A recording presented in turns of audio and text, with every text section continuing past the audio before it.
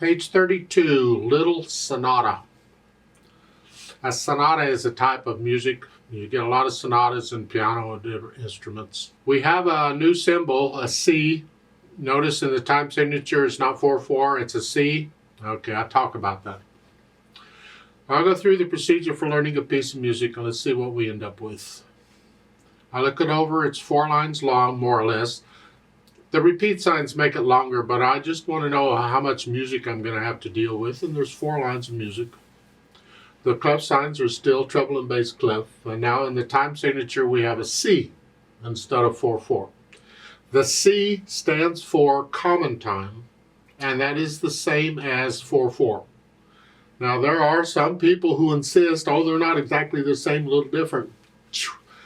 They're the same, okay? It's 4/4 time. And I see a bunch of quarter notes, half notes, and whole notes. Well, eighth notes, there's eighth notes too. Well, don't forget the eighth notes. Take it one hand at a time and make sure we got everything working okay. As you're starting out, we're still in G position. Our new position is here.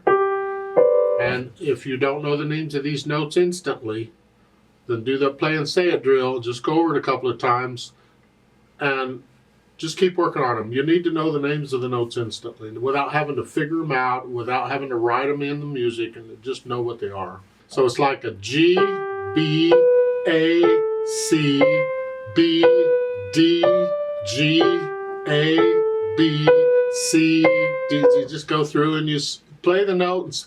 So the idea is you want to hear the note. So we're associating the sound, the pitch, with the name of the note too. Over time, things start to fall together. Right now, you just want to hear it. Now, assuming you know the names of the notes, then we go ahead and we try this here. Just quarter notes, just 1, 2, and 3, and 4, and 1, 4, and 1.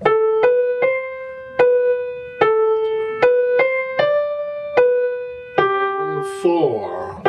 So let's go down to the third line, because the second line is pretty much like the first line. And third line is 1 and 2 and 1 and 2 and 3, 1. See, that note is tied. That D, you see the little curved line there?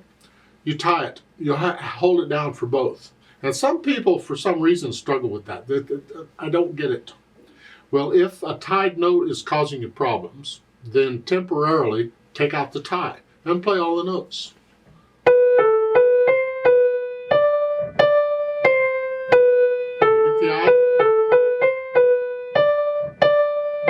And when you can get that okay, then you put the tie in. You just hang on the note, hang on to the note. I can't talk yet. Instead of playing it again, just hang on to it. You can let the wrist claps a little bit to help you if you need to. 1, 2.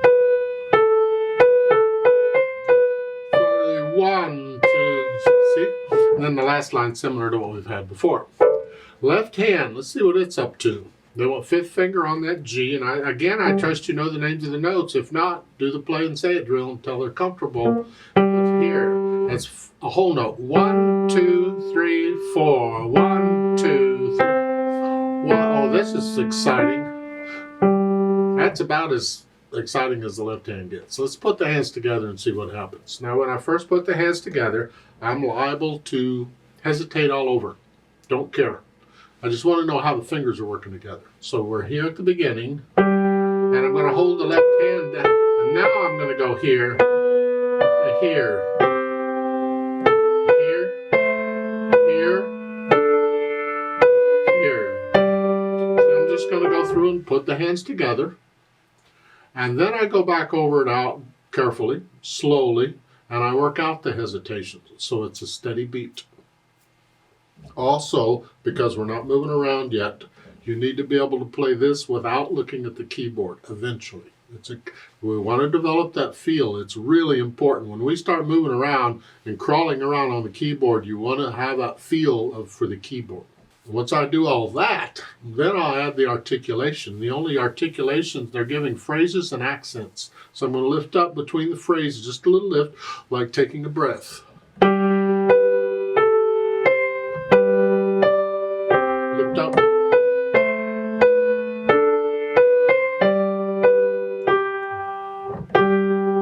Just lift up between them. Now in the third line, we get accents. You just play the accented note a little louder. Here, that's a little louder. And it's only in the right hand. The left hand isn't playing louder, it's just the right hand. Give it a little extra.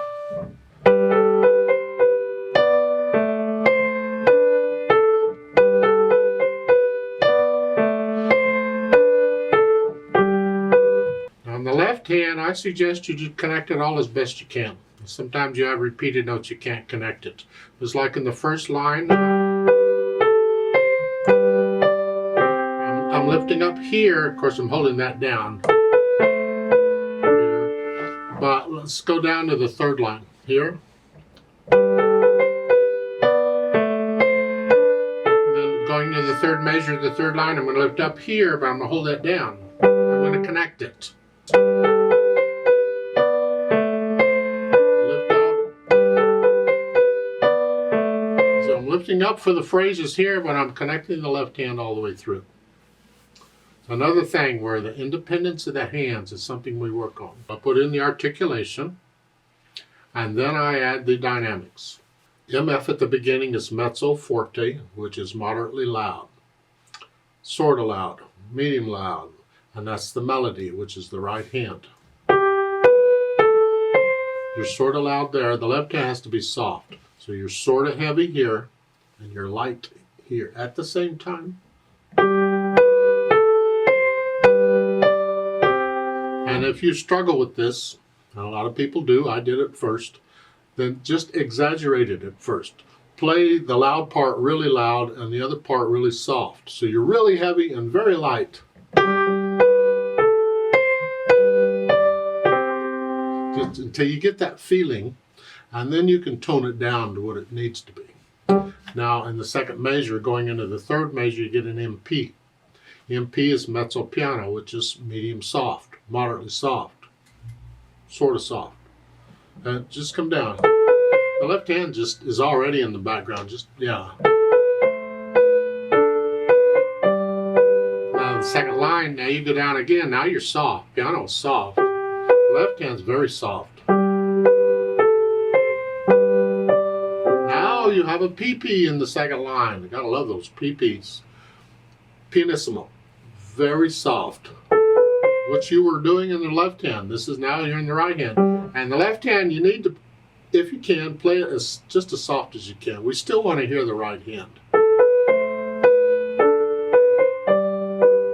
Yeah. In the third line, your forte here. Heavy. Stay relaxed here. Don't tense up here. Heavy in the right hand. That makes the accented note a very loud note, just for that one note. Because the accent takes it up a notch from where you're at. If I'm loud, an accent will be very loud. And then soft, we're going to echo that. So the accented note is just moderately soft. And the last line is moderately loud like you were at the beginning. Except you're moderately loud all the way across the line. Now speed. Moderato is just in the middle. It's not fast or slow. Slow would be this.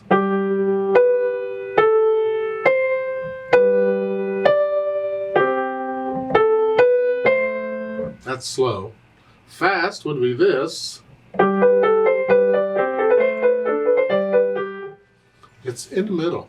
Just the moderate walk. Moderate walk, you know where you're headed. Huh?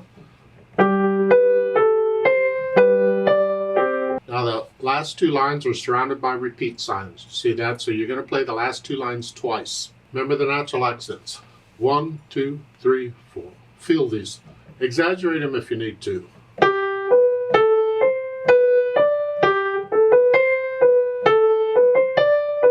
Feel the natural accents. 1, 2, 3, 4. All the way through, always. And you'll notice in the first two lines, it's actually one great big long diminuendo. They've written it out for you. Every phrase, the phrase is a musical sentence, every one gets a little softer. So it's like one long diminuendo. So it's here.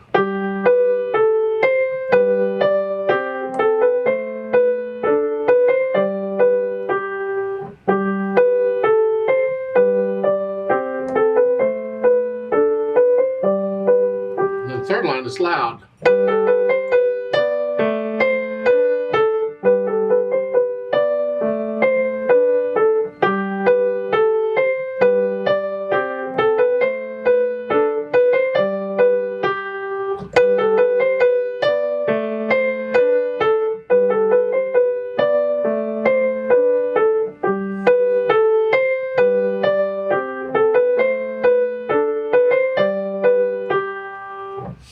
Please don't copy me. I would play this again. I'd play it differently. I play by feel, however I feel it. If you feel getting a little louder and softer in places, go for it. Maybe I feel in the third line, maybe I feel a swell in there going up. Go up to get a little louder as I go up there. Then come down. You swell up to that and come back down. There's nothing marked to do that, but if you feel it, it's interpreting the music. Now, when you can play this at least slowly with no hesitations, then come back to the video and let's play it together. We're just checking notes and rhythms. We're not performing it. I'm not going to do louds and softs. I will lift up for the phrases and I'll do the accents. I'll do the articulation, but not the dynamics. We'll do the repeat. I'll give us 4 counts. Let's just play it together. Are you playing the same note I'm playing when I play it? 1, 2, ready, go. 3,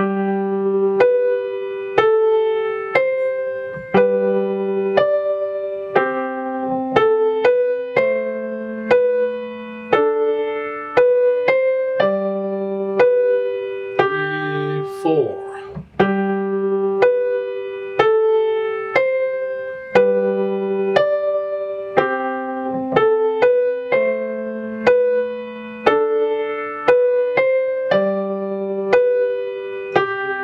4.